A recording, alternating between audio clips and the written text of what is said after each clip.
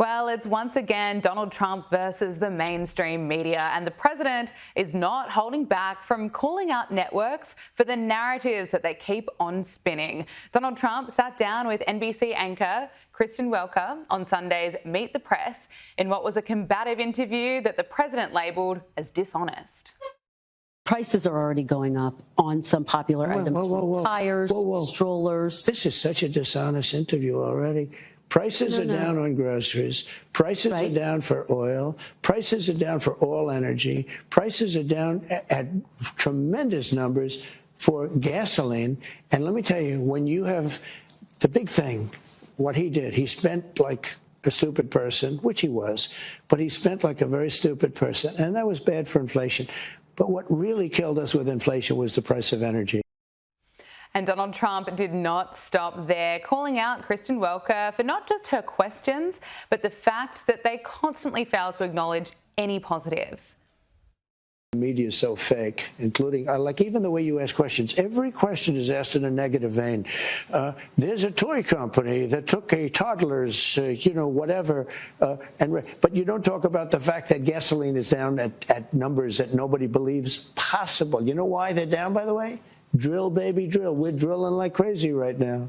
We try to make sure every question is fair, Mr. President. Look, every question you ask says a very negative slant. No, but look, I'm just curious. And I'm fine for responding to you. I don't think you're very difficult at all to respond to be honest with you. But you know what?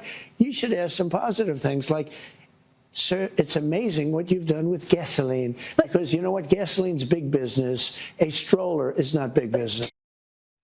Now, I'm not criticising journalists for asking tough questions, but why is it that when Joe Biden was in power, he was essentially given a free pass? And the mainstream media was complicit in the cover-up, trying to convince you that he somehow was not suffering from cognitive decline. And as we showed you last week, looking at the coverage of Donald Trump's first 100 days, the data shows it was 92% negative on NBC, ABC and CBS. No surprises there.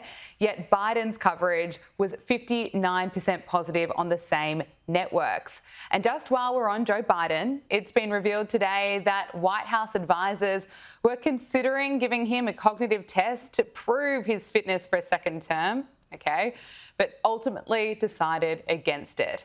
The book, 2024, How Trump Retook the White House and the Democrats Lost America by Tyler Pager of the New York Times, Josh Jarzi of the Wall Street Journal, and Isaac Azendorf of the Washington Post is set to be released in July. And it reveals that Biden's aides considered a cognitive test, but decided against it, so it wouldn't draw attention to his age, apparently.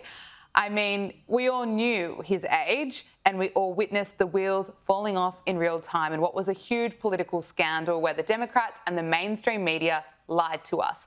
It is no wonder that there is growing support when we see Donald Trump calling out networks for their fake news coverage. Ratings are dropping at networks such as CNN, and a new poll has found that Americans still have an insane amount of trust in podcasters such as Joe Rogan and Megyn Kelly because they're honest and they're not trying to sell you spin.